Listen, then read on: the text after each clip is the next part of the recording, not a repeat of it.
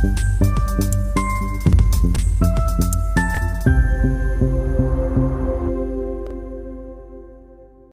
मित्रांनो, अजय देवगण आणि सैफ अली खानचा चित्रपट मला आजही आठवतोय. कच्चे धागे नाव होतं त्याचं आणि कच्चे धागे सच्चे प्यार के ना तोडना असं त्याचं गाणं होतं. पण या चित्रपटाची कहाणी तुम्हाला सांगायची तर दोन सावत्र भाऊ असतात, एक हिंदू एक मुसलमान. अर्थातच मुसलमान असतो हा अनौरस असतो, म्हणजे प्रेमातनं जन्मलेला असतो, परंतु लग्नाबाहेर त्याचा जन्म झालेला असतो. आणि हिंदू मुलगा असतो तो धाकटा असतो, पण तो लग्नातनं जन्मलेला असतो.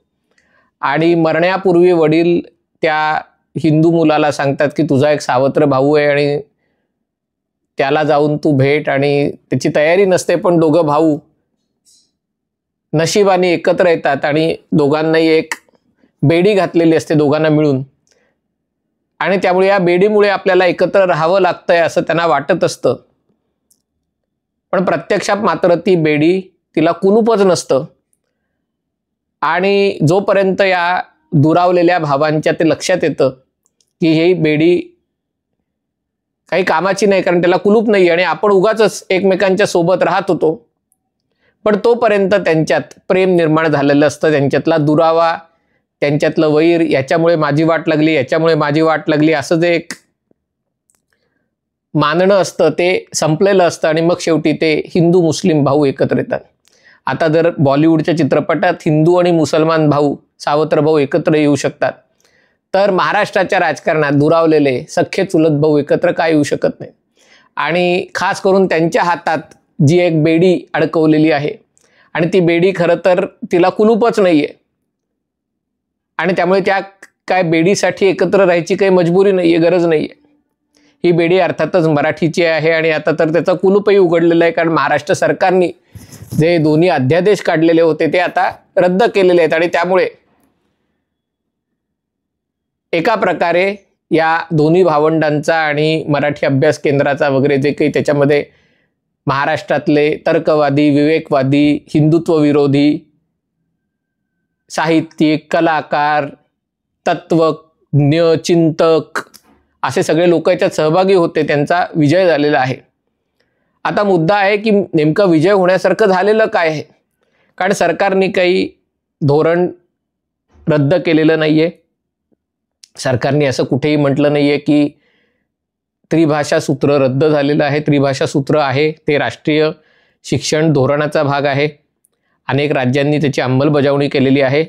महाराष्ट्रात त्याची अंमलबजावणी कशी करायची याच्यासाठी एक समिती नेमलेली आहे. जेव्हा सरकार समोर स्पीड ब्रेकर बघतं, जेव्हा काहीतरी एक गतिरोधक बघतं, तेव्हा सरकार काय करतं तर सरकार समिती नेमतं. समिती नेमल्यावर काय होतं की थोडा विलंब होतो. मधल्या काळात लोक विसरतात, नवीन मुद्दे येतात, जुने मुद्दे मागे पडतात, राजकीय परिस्थिती बदलते आणि मग धोरण म्हणून ते पुढे राबवता येतं.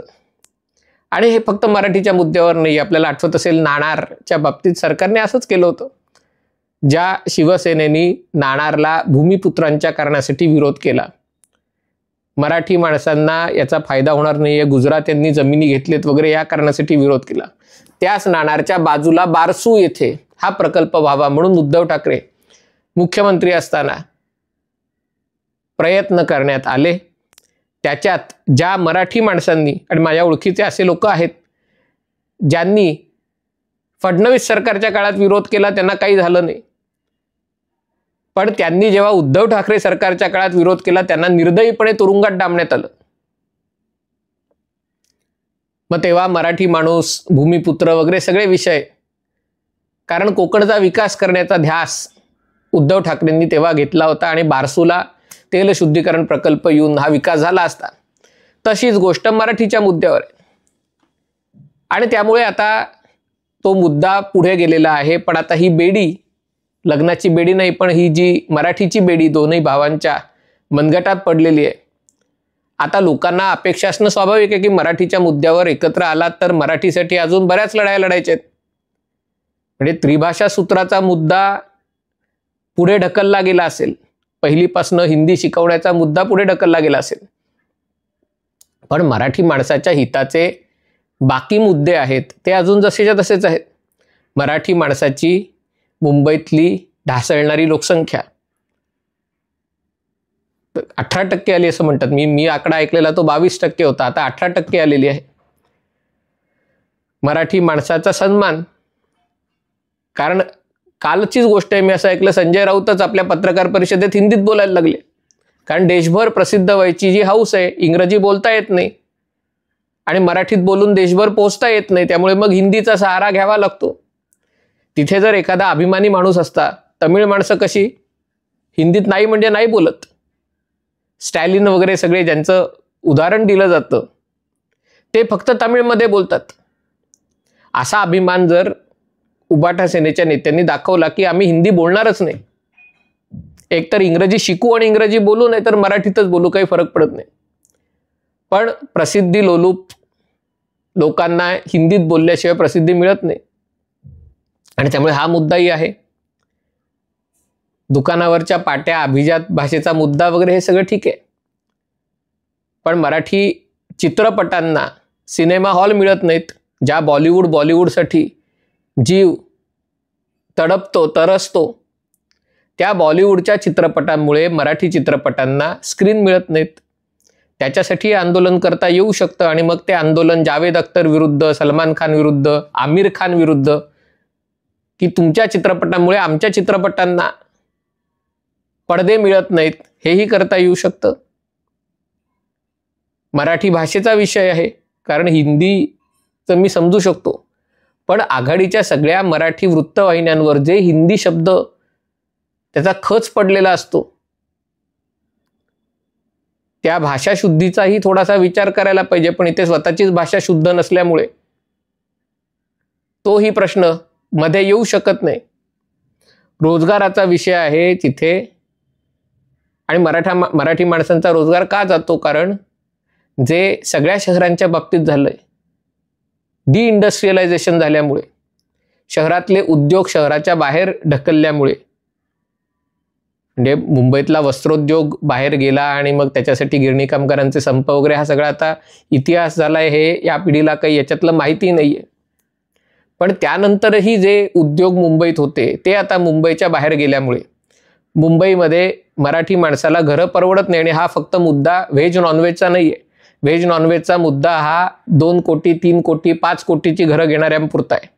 म्हणजे जिकडे मारवाडी, जैन, गुजराती लोक समजा एकत्र येऊन मराठी माणसाला घर देत नसले आणि असं हे करत असले की फक्त शाकाहारी लोकांसाठी ही घरं विकण्यात येतील किंवा भाड्याने देण्यात येतील, किंवा अप्रत्यक्षपणे आम्हाला तुम्हाला विकायचंच नाही असं करत असेल, तर हे मुख्यतः 2, 4, 5 कोटी रुपयांच्या घराच्या किमतीच्या बाबतीत चालतं.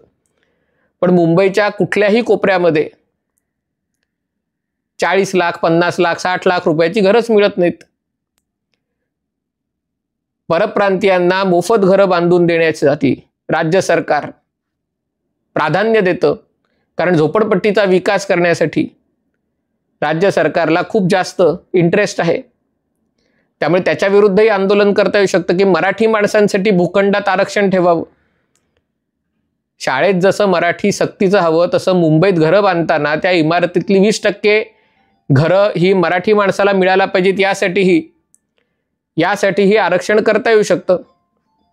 पण अशापैकी कुठल्याच गोष्टी न केल्यामुळे, यापैकी कोणत्याच गोष्टी न केल्यामुळे मराठीचा मुद्दा राजकारणातनं मागे ढकलला गेला आणि त्यामुळे मग केमछो वरळी हे करावं लागलं. जलेबीनू फाफडा, उद्धव ठाकरे आपडा असं करावं लागलं, कारण ज्या विषयात करण्यासारखं आहे त्याच्यात शून्य योगदान. आणि मग काहीतरी भावनिक मुद्दा काढायचा. पण मुद्दा असा आहे की महापालिकेच्या निवडणुकीमध्ये हे मुद्दे घेऊन लढायचं आहे का, हा प्रश्न आहे. आणि जर हा मुद्दा घेऊन लढायचा असेल तर ही जी बेडी हातात पडली त्या बेडीचं काय करायचं? आणि त्याबाबत राज ठाकरेंनी आज वक्तव्य केलं असं ऐकलं की निवडणुकीच्या वेळेला पाहू. कारण त्याच्या आधी, निवडणुकांच्या आधी हे मराठीचा मुद्दा संपल्यावर डोक्यावर जाळीदार टोपी घालतील आणि मग जाळीदार टोपी घातली की मग पुन्हा तिथे मनसेची पंचायत होईल. आणि त्यामुळे मुद्दा असा आहे की जे यश साजरं करायचंय की आम्ही हिंदी आणू दिली नाही, हे आम्ही स्वतः हिंदीची शिकवणी लावली शाळेत असताना, पण आम्ही शाळेत हिंदी आणू दिली नाही, आम्ही बॉलिवूडच्या माध्यमातून हिंदी पसरवली. तर त्याचा महाराष्ट्राच्या राजकारणावर नेमकं काय परिणाम होणार आहे? या निमित्ताने सगळे जे पुरोगामी विचारांच्या लोकांना जो आनंदाचं भरतं आलेलं आहे. मी असं ऐकलं की अमोल पालेकर वगैरे मंडळींनी कुठेतरी आपला मराठी बाणा दाखवला की मराठी माझी भाषा आहे, हम हिंदी नाही आहे. तो हिंदी है हम म्हणणारा पाकिस्तानचा जनक आहे. इक्बाल, ज्याची हिंदी है हम हिंदी है वतन है हिंदोस्तान हमारा, त्यांनी पुढे जाऊन आयुष्यात पाकिस्तानच्या निर्मितीसाठी प्रयत्न केले. आणि त्यामुळे हिंदी हे हम म्हणणारे हिंदुत्ववादी पहिले नव्हतेच.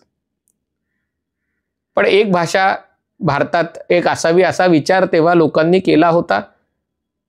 त्याच्यात काही तेव्हा मला तो सगळा ऐतिहासिक विषय, पण आता त्याचा बागुलबुवा तयार करून निवडणुका जिंकता येतील का हा प्रश्न आहे. आणि या प्रश्नाचं उत्तर शोधायचं असेल तर या बेडी, हातात पडलेल्या बेडीचं काय करायचं? जे कच्चे धागे सच्चे प्यार के ना तोडना, हे धागे दोन्ही भावांना निवडणुकीपर्यंत तरी एकत्र ठेवणार का? आणि एकत्र ठेवले तर मराठीच्या मुद्द्यावर मुंबई महानगरपालिकेच्या आणि अन्य महापालिकेच्या निवडणुका लढणार का? हाच आता पुढच्या आंदोलनाचा किंवा चर्चेचा विषय. हा व्हिडिओ आपल्याला आवडला असेल तर कृपया लाईक करा, शेअर करा आणि हे चॅनल सबस्क्राईब करण्याची विनंती आहे. तुर्तास इथेच थांबतो. पाहत रहा MH48.